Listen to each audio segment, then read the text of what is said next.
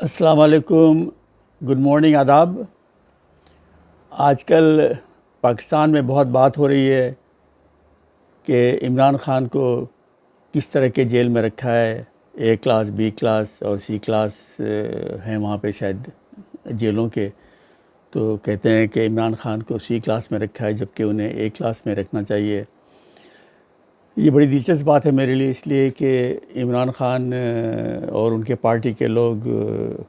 انصاف کی بات کرتے ہیں اور اشرفیہ کے خلاف اپنا بات کرتے تھے اور عام آدمی کی بات کرتے تھے، تو آج جیل میں انہیں فرسٹ کلاس چاہیے۔ میرے خیال میں تو جیل میں سب کے لیے اچھی سہولتیں ہونی چاہیے، مطلب جیل تو آخر جیل ہوتا ہے، لیکن کسی کے ساتھ بھی غیر انسانی سلوک نہیں ہونا چاہیے۔ بہرحال یہ جو بھی ہو، A class, B class, C class, لیکن یہ پھر عکاسی کرتا ہے اس پاکستان کی جہاں پہ کہ وی آئی پی کلچر میرے خیال میں دنیا میں سب سے زیادہ ہو، کہ یہاں پہ نہ صرف کہ ایک وی آئی پی کلاس ہوتا ہے، پھر اس سے بڑھ کے پھر ایک اور کلاس بنایا گیا ہے وی آئی پی، یعنی ویری ویری امپورٹنٹ پرسن، اور پھر ایک اور بنا سی آئی پی یعنی کمرشلی امپورٹنٹ پرسن۔ اور کوئی پاکستان میں کوئی ایئرپورٹ نہیں، کوئی تنصیبات نہیں جہاں پہ کہ وی آئی پیز کے لیے الگ لاؤنج یا الگ جگہ نہ بنی ہو۔ ایئرپورٹ پہ بھی لوگوں کو پروٹوکول دیا جاتا ہے، بلکہ پروٹوکول ہر طرح کا ہوتا ہے۔ کسی کی جان پہچان ہو جو ایئرپورٹ پہ یا کسی بھی سرکاری اہم ادارے میں اگر نوکری کرتے ہوں تو انہیں اسکورٹ کر کے اندر سے لے جاتے ہیں اور اسے کہتے ہیں کہ پروٹوکول دلوانا۔ مجھے بھی بار آفرز ملتی ہیں کہ آپ کو اپنا پروٹوکول سے لے جائیں گے جی، تو میں نے کہا کہ نہیں، مجھے پروٹوکول نہیں چاہیے، میں عام آدمی کی طرح جانا پسند کرتا ہوں۔ بہرحال یہ کلچر ہے پاکستان کا جہاں پہ وی آئی پی راج ہے، اور آج کل جو جیل میں کلاس کی بات ہو رہی ہے وہ اسی کی عکاسی کرتا ہے۔ لیکن اگر مجھ سے پوچھیں تو پاکستان میں تو اڈیالہ جیل میں ایک پرائم منسٹر کے لیے ایک وی آئی پی سیل بنانا چاہیے، اس لیے کہ تقریباً ہر وزیر اعظم وہاں پہ جیل میں جا چکا ہے پاکستان میں۔ بھٹو، بے نظیر بھٹو، نواز شریف، اس کے بعد اب عمران خان، اس کے علاوہ اپنا وزراء تقریباً خاقان عباسی سے لے کر، بلکہ خاقان عباسی بھی وزیر اعظم تھے، پھر اشرف گیلانی وغیرہ وغیرہ۔ تو یہ ہے کہ اب اے بی سی کلاس ان کے لیے جو ہے وہ ختم کر کے ہونا چاہیے ایک prime ministerial and ministerial cell in the capital cities and Islamabad, بہرحال یا پنڈی۔ چلیں اب اس سے ہٹ کر آگے چلتے ہیں۔ آج کل پی ٹی آئی والے بہت شور مچا رہے ہیں الیکشنز کے لیے، اور بس ایک ہی ان کی ضد ہے کہ الیکشن ہونا چاہیے، اور الیکشن کیوں نہیں ہوتا۔ جبکہ مجھے یاد ہے کہ ان کے لیڈر عمران خان جب اقتدار میں تھے تو انہوں نے اپنا خواہش ظاہر کی تھی کہ پاکستان میں صدارتی نظام ہونا چاہیے، اور وہ بڑے مداح تھے ترکی کے اور چائنا کے سسٹم کی، خاص کر چائنا کے۔ بلکہ ایک بار تو انہوں نے یہ بھی کہا تھا کہ میرے پاس اتنے پاورز کیوں نہیں ہیں جتنے کہ سعودی عرب میں محمد بن سلمان کے پاس ہیں۔ تو ان کی باتوں سے کبھی بھی یہ نہیں اندازہ ہوتا تھا کہ وہ صحیح معنوں میں جمہوریت کا احترام کرتے ہیں، اور جمہوری طریقے سے آنا یا جمہوری طریقے سے جانا ان کے لیے قابل قبول ہے۔ وہ آئے بھی جمہوری طریقے سے یقیناً نہیں تھے، یہ تو اب کوئی راز کی بات نہیں ہے۔ اب رہی جمہوریت کی بات، میں تو یقیناً جمہوریت کا بڑا حامی ہوں۔ تو ایک بڑا مشہور ابن چرچل کا کوٹ ہے جو کہ تقریباً سب کے لبوں پہ ہوتا ہے، وہ یہ کہ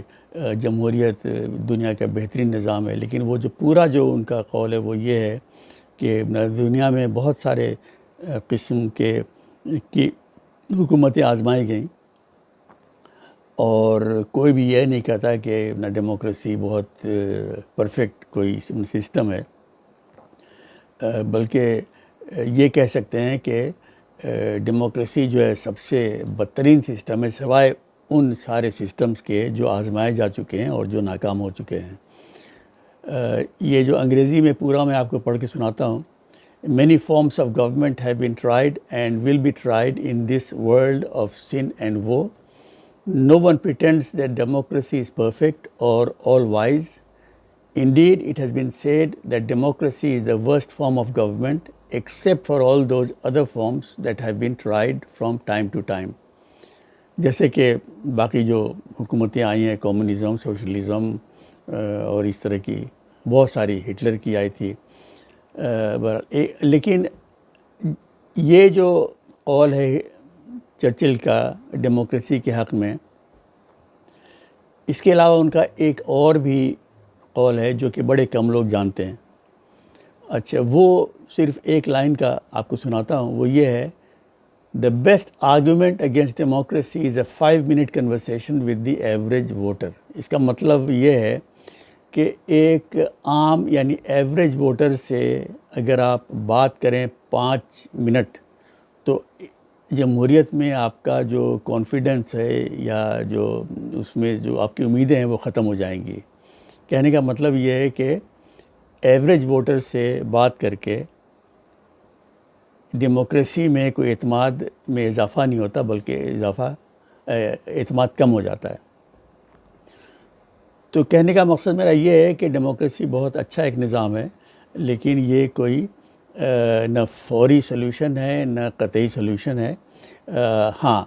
کہ اگر وہ جڑ پکڑے اور صحیح طریقے سے اس کا اطلاق ہو تو یقیناً اس سے بہترین کوئی سسٹم نہیں، جیسا کہ مغربی ملکوں میں آج کل چل رہا ہے۔ اور نہ یہ کہ کوئی ایک خاص ایک ماڈل ہے ڈیموکریسی کا یا الیکشنز کا۔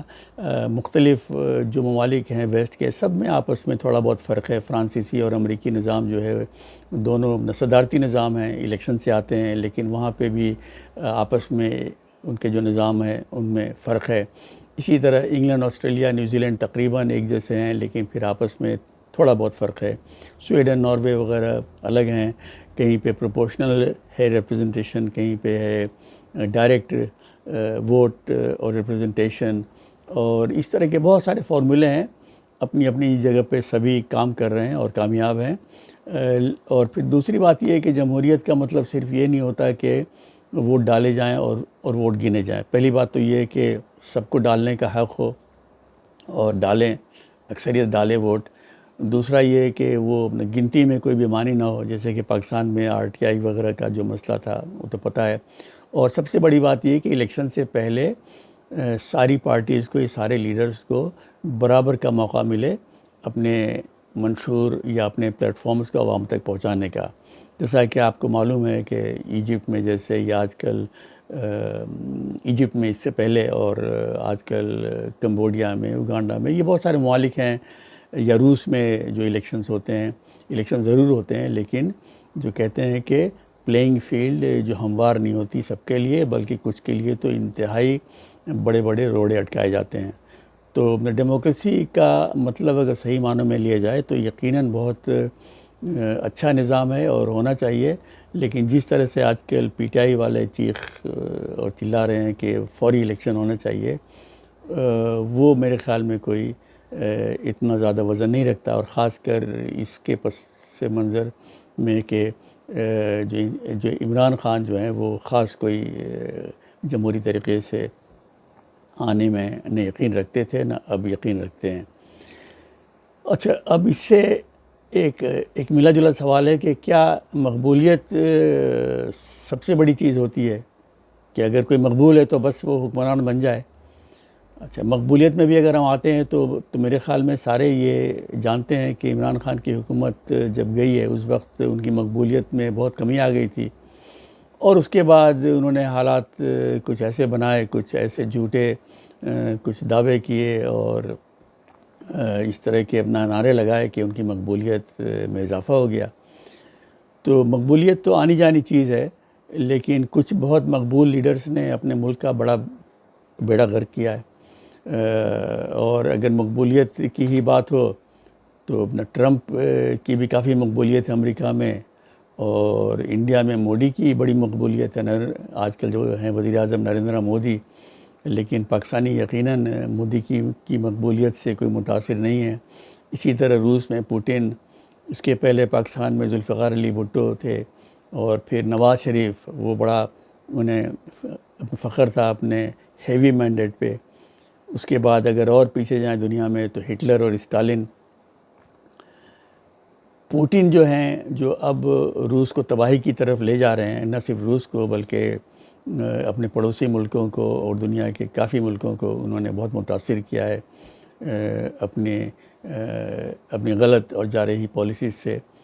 ان کی مقبولیت جو ہے جنوری 2022، جب وہ تقریباً ایک ماہ پہلے اوکرائن کی جنگ سے، ان کی مقبولیت تھی 69%، یعنی 70% مقبولیت تھی ان کی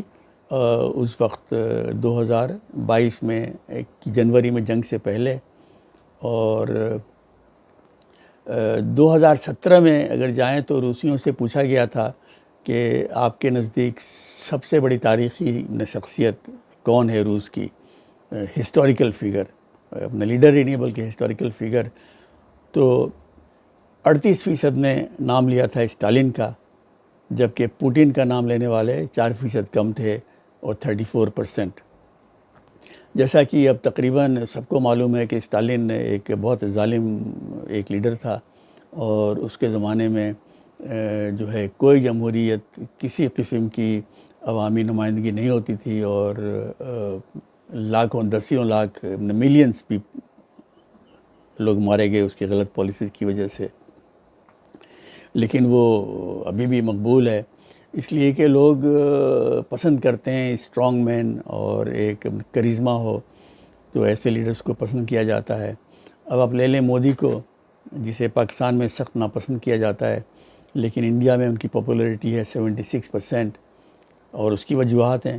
چونکہ انڈیا میں لوگوں کو ان کا جو نعرہ تھا وہ بہت پسند آیا، جس میں ہندو اور ہندوتوا کی بات تھی، کہ وہ پہلے لیڈر تھے انڈیا کے جنہوں نے کہا کہ ہمیں ہندو ہونے پہ ہمیں فخر ہے اور ہمیں ناز ہے اس پہ، اور وہ ہندی میں تقریریں کرتے تھے، جبکہ اس سے پہلے جو لوگ تھے وہ انگلش میڈیم والے تھے اور مغربی طرز کی زندگی بسر کرنے والے لوگ تھے۔ لیکن یہ مودی نے آ کے ہندو اور ہندوتوا کی بات کی، اور لوگ ان کے پیچھے گئے۔ اس کے علاوہ وہ اسٹرانگ مین اپنے آپ کو انہوں نے ثابت کیا، یہ کرنے کی کوشش کی، جس کے لیے انہوں نے اپنے آپ کو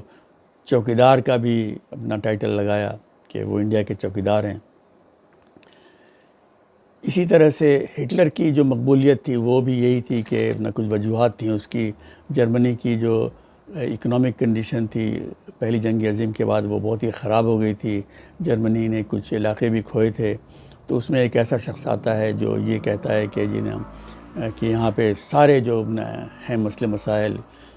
اس کے ذمہ وار یا جو اس کی رسپانسبلٹی ہے جوز، چونکہ جوز وہاں پہ مالی طور پہ ٹھیک تھے، اور ان کے خلاف بھڑکایا گیا جذبات، اور پھر یہ کہ ہم اپنے علاقے واپس لیں گے، اور ہم جو جرمن نیشن ہے وہ سارے ایک ہیں، اور ہمیں مختلف ممالک میں بانٹ دیا گیا۔ یاد رہے کہ ان دنوں میں آسٹریا جو تھا ابھی بھی خیر آزاد ہے، لیکن اس کے پہلے وہاں پہ یہ جذبات تھے کہ آسٹریا کے جو جرمن لوگ ہیں یا چیکوسلوواکیا کے جرمن لوگ ہیں انہیں ایک ملک میں ہونا چاہیے جو ایک جرمن نیشن ہے۔ تو یہ بہت سارے اس طرح کی چیزیں جو ہے ڈال کے ایک بہت ہی سمپل لیکن بڑا کیچی ایک پلیٹ فارم بنایا گیا، اور سلوگنز دیے گئے جو لوگوں نے مانا، اور پھر اس پہ وہ عمل ہوا۔ اسی طرح عمران خان نے جو نعرہ لگایا اشرافیہ کے خلاف اور یہ کرپشن کے خلاف اور یہ خاندانی جو سیاست ہے اس کے خلاف، یہ بھی لوگوں نے پسند کیا، اور نہ صرف وہ کیریزمیٹک تھے بلکہ وہ سیاست میں آنے سے پہلے وہ ایک سیلیبریٹی تھے، اور سیلیبریٹی کو تو ساری دنیا میں ہی پسند کرتے ہیں لوگ. تو عمران خان تو ماشاءاللہ ہینڈسم اور سیلیبریٹی اور اپنے سلوگنز کا اور نعروں کا بڑا اچھا انتخاب. کرپشن کو ہم ختم کر دیں گے، ہم کرپٹ لوگوں کو پھانسی دے دیں گے، اور ملک کو ہم انصاف کے بنیاد پہ چلائیں گے اور اسلامی بنیادوں پہ ہم چلائیں گے، اور وہ پھر آگے لے کر اسے انہوں نے کہا کہ ہم ریاست مدینہ بنائیں گے. تو اس طرح کے سلوگنز جو بالکل مقبول تو ضرور تھے، لیکن جن میں کوئی ایسی کوئی سچائی نہیں تھی کہ وہ اس کی بنیاد پہ اپنا ووٹ پڑیں. لیکن ایسا ہی ہوا، اور عمران خان اپنے مقبولیت کے عروج پہ آئے، لیکن پھر فوج کی مدد سے الیکشن جیتے یا جتوائے گئے. پھر مقبولیت کم ہونے لگی، اور پھر اپنا غلط اور اس طرح کے اپنا نعرے بلند کیے، جس کی وجہ سے کہ ان کی مقبولیت میں پھر اضافہ ہوا. اور اب اسی لیے پی ٹی آئی والے جو یقین کرتے ہیں کہ الیکشن اگر ہو تو وہ جیتیں گے، تو ان کا ایک پوائنٹ کا ایجنڈا ہے، وہ یہ کہ عمران خان کو آزاد کرو اور الیکشن میں حصہ لینے دو، اور فوری طور پہ الیکشن کرواؤ. بہرحال جو کچھ بھی میں نے کہا، اس کے باوجود الیکشن میں اور صحیح معنوں میں جو الیکشن ہوتا ہے جیسے ویسٹرن کنٹریز میں، اس میں یقین رکھتا ہوں. لیکن صرف یہ کہنا چاہ رہا تھا کہ الیکشن جو ہے نہ صرف سارے مسائل کا حل ہے، اور نہ فوری الیکشن اس کا حل ہے، اور یہ کہ عمران خان نہ ڈیموکریسی میں بیلیو کرتے ہیں اور نہ الیکشنز میں. وہ صرف اپنی حکمرانی چاہتے ہیں، اور اس کے لیے ہی ساری ان کی مہم ہے. آج کے لیے اتنا ہی، اور خدا حافظ.